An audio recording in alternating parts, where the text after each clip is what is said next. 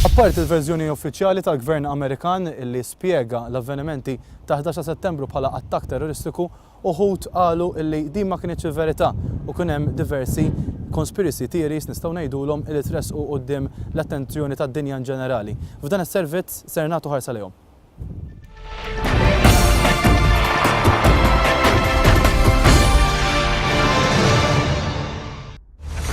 Fost l-aktar teoriji kontroversjali hemm li l-Gvern Amerikan ippjana l-attakki hu nnifsu biex fi żmien ta' biża' jkollu saħħa li jdaħħal liġijiet li jippermettu spjunaġġ fuq iċ-ċittadini. Jingħad li bekk l-Amerika tkun tista' tattakka pajjiżi Iżlamiċi u minnhom tieħu ż-żejt. Jekk wieħed iħares lejn is-sit elettroniku tal-organizzazzjoni 9/11 Truth, hemm l-40 raġuni għalfejn m'għandniex nemmnu lill-Gvern Amerikan.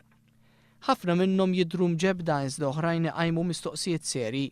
L-ewwel mistoqsija hija għaliex is-sistema tad-diviża mill-ajru ma ħadmitx anke jekk hemm bażi militari 10 mil il bogħod mill-Pentagon. L-organizzazzjoni 9/11 Truth tgħid li l-Gvern Amerikan kien għamel provi kontra kull element tal-attakki fix-xhur ta' qabel. Tajt ukoll il-Gvern Amerikan ħeba l-fatt li waqqa' Twin Towers billi neħħa l-fdalijiet tal-binja ħalli ma tkunx tista' ssir analiżi fuqu.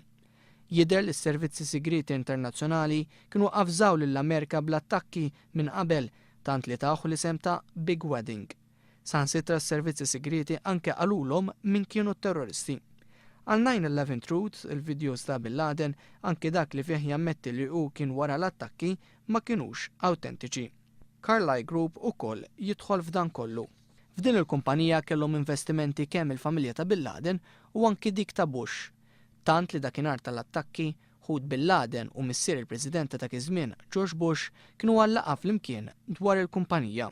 L-aktar ħaġa li taf tidher banali imma li biha l-organizzazzjoni temm ir-rapport tagħha hija din il-logħba bil-kliem.